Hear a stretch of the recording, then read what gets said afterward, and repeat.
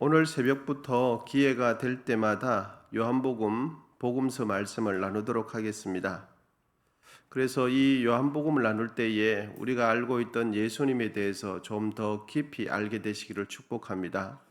그리고 예수님이 어떤 분인지, 또 예수님께서 나를 위해서 어떤 일을 하셨는지, 또 우리 예수님과 더 깊은 관계를 맺어 가시고 또 예수님을 더 깊이 닮아가게 되시기를 축복합니다.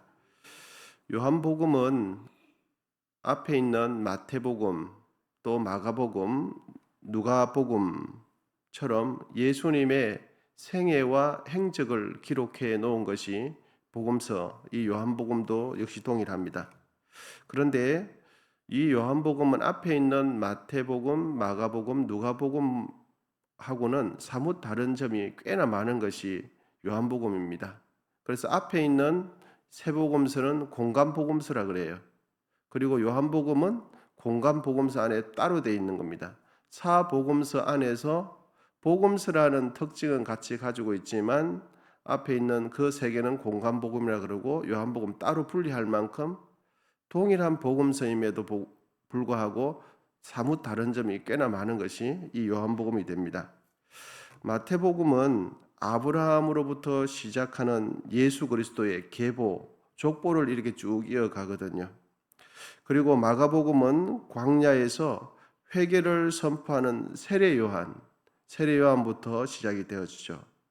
누가복음은 세례 요한의 출생부터 이렇게 시작되는데, 반면에 이제 우리가 쭉 살펴보게 될 이 요한복음은 참 놀랍게도 창세기 말씀처럼 인류의 역사부터 시작을 해요. 그런 점에서 벌써 다르죠. 그래서 여러분 이렇게 감안해 있어서 이제 요한복음 1장 1절을 천천히 한번 읽어보겠습니다. 1장 1절입니다. 시작.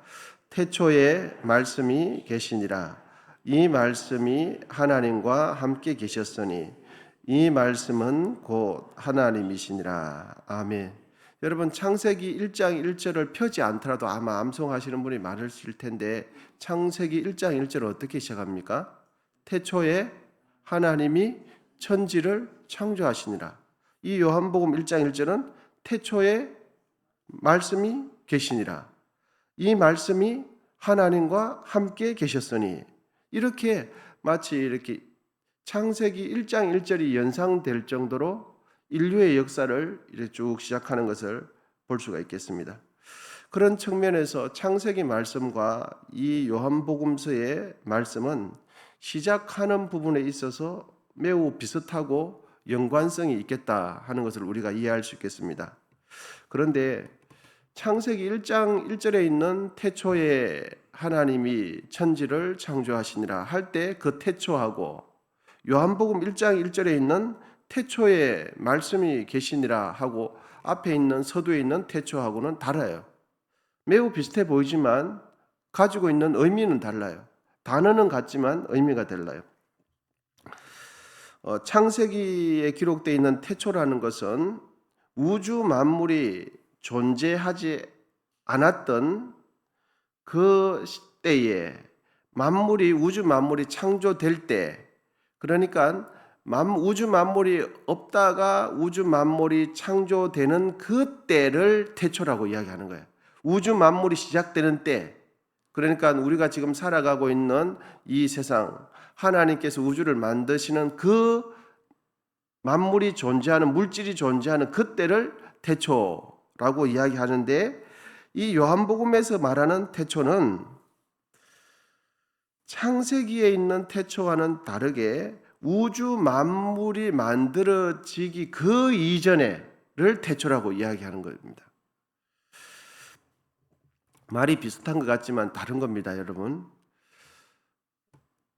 창세기는 영원한 시간부터 쭉 이어오다가 무에서 유로 물질이 만들어지는, 세상이 만들어지는, 우리가 소위 살아가는 삼라만상이 만들어지는 그 시간을 태초라고 이야기하지만, 이 요한복음에서는 영원한, 우리는 사람은 잘 알 수 없는데 그 언젠가부터 물질이 만들어지기 그 이전에를 태초라고 이야기합니다. 그러면 여러분 이제 중요한 것은 이것입니다. 그러면 예수님은 언제부터 계셨습니까? 그러면 예수님은 언제부터 계셨냐고요? 이제 이것 때문에 제가 설명을 드린 겁니다. 예수님은 우주 만물이 성부 하나님에 의해서 창조될 때 그때부터 존재한 것이 아니라 만물이 창조되기 그 이전부터 영원 전부터 사람은 잘 이해하지 못하는 시간 개념이 해당되지 않는 그 이전부터 예수님은 존재하셨다 하는 겁니다. 그래서 본문 1절에 보면 태초에 말씀이 계시니라 할 때 이 태초는 하나님께서 성부 하나님께서 만물을 창조하시는 조물주가 우주 만물을 창조하는 그때가 아니에요. 그 이전에를 이야기하는 거죠. 그러므로 1절 말씀이 우리에게 전해주는 메시지는 하나님은 누구시라는 것을 말씀해 줍니까? 참 예수님은 누구시라는 것을 말씀해 줍니까? 그렇습니다. 예수님은 하나님이신 것을 시간을 초월하신 분이라는 것을 말씀해 줘요. 이런 용어를 이제 신학교 가면은 하나님의 예수님의 선제성이다라는 표현을 쓰긴 하지만 우리가 이해할 때 이 요한복음을 이해할 때 예수님은 피조된 분이 아니고 우주 만물이 생길 때 성부 하나님에 의해서 창조된 분이 아니라 성부 하나님과 함께 계셨던 분이다. 그러므로 우리가 예수님을 이해할 때는 하나님으로 이해해야 한다는 것을 가르쳐 주고 있습니다. 여러분 이제 본문 2절과 3절을 한번 읽어보겠습니다. 천천히 시작. 그가 태초에 하나님과 함께 계셨고 만물이 그로 말미암아 지은 바 되었으니 지은 것이 하나도 그가 없이는 된 것이 없느니라. 아멘. 예수님은 우주 만물이 창조된 것처럼 피조된 분이 아니라 하나님이심을 말씀해줘요. 요한복음 17장 5절은 예수님과 하나님과의 관계를 이렇게 표현해주고 있습니다. 아버지여 창세 전에 내가 아버지와 함께 가졌던 영화로서 지금도 아버지와 함께 나를 영화롭게 하옵소서. 그때 보면 아버지여 창세 전에라고 해요. 세상이 만들어지기 이전에 사람은 잘 이해하지 못하지만 그 영원 이전부터 예수님은 하나님과 함께 존재하셨다 하는 것입니다. 여러분 예수님이 이 땅에 성육신 하신 것은 이스라엘 민족이 로마 식민지에 있을 때 성육신 하셨죠. 그때 우리 성탄절이 되면 유대 땅 베들레헴 구유에 오신 그 예수님을 성극화해서 많이 연극도 하지만 예수님은 언제부터 존재하신 분입니까? 말 구유에 오시기 그 이전에부터 존재하셨는데 우주 만물이 존재되기 그 이전에 계셨던 분입니다. 영원 전부터 계셨던 분이죠. 그러므로 우리 여러분 3절에 의하면 이 우주 만물은 누구에 의해서 존재되었다고 하는 것을 알 수가 있겠습니까? 만물이 그로 말미암아 지은 바 되었으니 지은 것이 하나도 그가 없이는 된 것이 없다. 우주 만물은 하나님과 예수님과 함께 지어졌다 하는 것입니다. 여러분 그리고 이 요한복음은 예수님의 존재성에 대해서 예수님이 어떤 분인가, 예수님이 언제부터 존재하셨는가 이걸 먼저 전제를 해줘요. 그러면서 예수님이 어떤 분인가를 사람들이 깨닫게 해주거든요. 그래서 1장 1절, 2절, 3절을 통해서 우리가 확인할 수 있는 것은 예수님은 태초부터 계셨어요. 그리고 만물이 우주 만물이 예수님에 의해서 존재했다는 것을 가르쳐 줍니다. 여러분 다시 한번 예수님은 어떤 분인지 다시 한번 1장 1절 천천히 한번 읽어보겠습니다. 시작. 태초에 말씀이 계시니라. 이 말씀이 하나님과 함께 계셨으니 이 말씀은 곧 하나님이시니라. 아멘. 1장 1절에서 태초라는 그 영원의 시간부터 존재하셨음을 말씀해주고 그 다음에 예수님은 무엇으로 표현하냐니까 태초에 무엇이 계셨다고요? 말씀이 계셨대요. 말씀이. 그래서 예수님을 말씀이라는 것을 우리는 알게 되어지는데 이 말씀을 로고스라고 우리는 말을 하죠.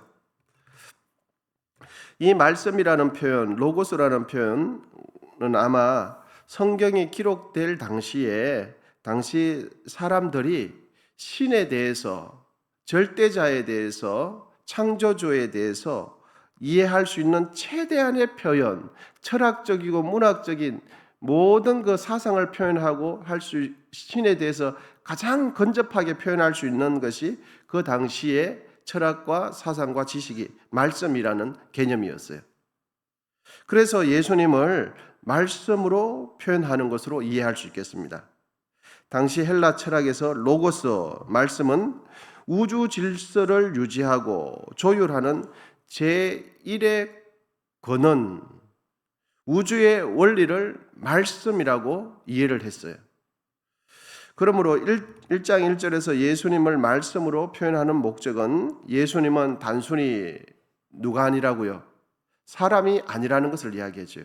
우주 만물의 제1의 권원자가 말씀이라는 철학적인 용어인데 그 개념을 아마 사용했던 것으로 보여져요. 그러므로 여러분, 예수님은 일반 사람들이 이해하는 대로 4대 성인 중에 한 사람으로 이해하면 예수님을 잘못 이해하시는 것이다 하는 것을 가르쳐 줍니다. 그러므로 우리는 예수님을 믿을 때 어떤 분으로 믿어야 할까요? 하나님으로 믿어야 됩니다. 예수님을 믿을 때 어떤 분으로 믿어야 한다고요? 하나님으로 믿어야 돼요. 4대 성인이나 의로운 분이나 선한 분으로 믿으면 안 되시는 거예요. 예수님을 믿을 때 사람으로 믿으면 안 되는 거죠. 요한복음 10장 30절에 보면 예수님은 말씀하시기를 이렇게 말씀하세요. 나와 아버지는 하나다. 요한복음 20장 28절에 보면 토마는 부활하신 예수님을 향해서 나의 하나님이라고 고백하세요. 예수님을 나의 하나님으로 고백해요. 요한복음 20장 28절 읽어드리겠습니다. 토마가 대답하여 이르되 나의 주님이시요 나의 하나님이시니이다. 여러분, 예수님을 우리가 믿고 고백할 때 나의 주인으로 믿으셔야 돼요. 단순히 주인은 나고 내가 교회 가고 내가 취미생활 하듯이 신앙생활 하듯이 그렇게 하시면 안 되는 거죠. 그런 예수를 믿지 않는 거예요. 예수를 믿을 때 나의 주인으로 믿어야 돼요. 나의 하나님으로 믿어야 돼요. 여러분, 세상 사람들은 예수님을 선한 사람으로 믿어요. 그냥 가난한 민초들을 위하여 의로운 죽음을 죽은 정도, 가난한 사람들을 위하여, 헐벗은 사람들을 위하여 선을 행하다가 로마 제국에 의해 죽은 정도로 이렇게 예수님을 이해하죠. 여러분, 예수님을 의로운 사람으로 믿고 받아들이면 예수님을 통해서 죄 용서 받을 수 없어요. 예수님은 나의 죄를 위하여 죽으신 나의 하나님으로 믿을 때 죄 용서 받을 수 있는 거죠. 그래서 예수에 대해서 아시는 분이 너무 많아요. 책도 많이 알고요, 공부도 많이 하시는 사람들은 우리가 성경 아는 것보다 훨씬 더 많이 알아요. 그럼에도 불구하고 그분들은 왜 예수님을 통해서 구원을 받지 못합니까? 나의 하나님, 나의 주로 믿지 않기 때문이죠.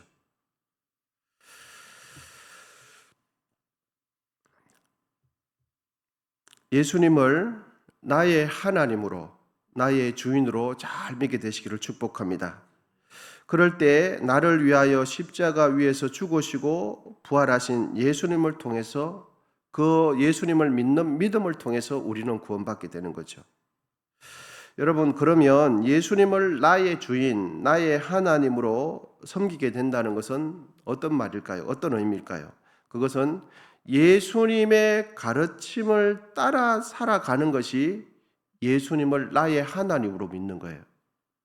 예수님께서는 우리는 어떻게 살아라라고 가르쳐 주셨는데 가르쳐 주시는 대로 살지 않아요.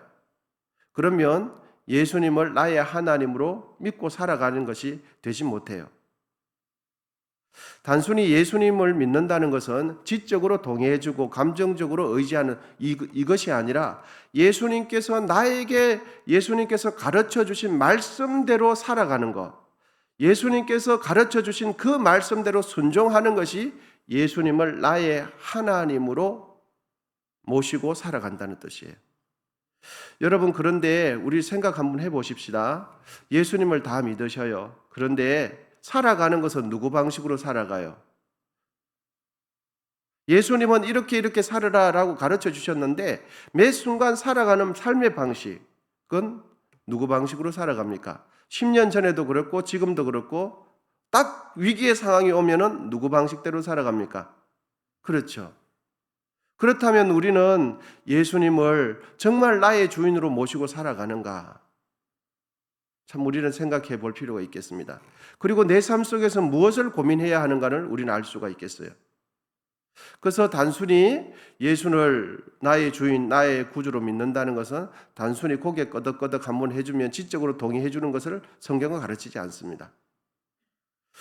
여러분, 오늘은 우리가 요한복음을 시작하면서 예수님이 어떤 분인지 요한은 그의 기록을 해 나가면서 예수님은 단순히 마리아의 아들이 아니라 하나님이시고 영원 전부터 계셨던 분인 것을 딱 기록을 해줘요. 그리고 그 예수님은 성부 하나님과 함께 계셨고 이 땅을 존재케 하시고 창조케 하신 분이 예수님이라는 것을 시작부터 기록해 주면서 예수님을 이제 어떤 분인지 쭉 기록해 나갈 겁니다. 여러분, 예수님을 나의 주인, 나의 하나님으로 섬기게 되시기를 축복합니다. 그리고 그렇게 한다는 것은 예수님의 가르침이 나의 생각이 되어지고 나의 사고가 되어지고 나의 인생에 결정하는 데 가장 중요한 원리와 원칙이 된다는 말씀입니다. 오늘 이 하루 주님의 말씀대로 성령의 인도하심을 따라서 살아가는 우리 모두가 되시기를 축복합니다. 기도하겠습니다.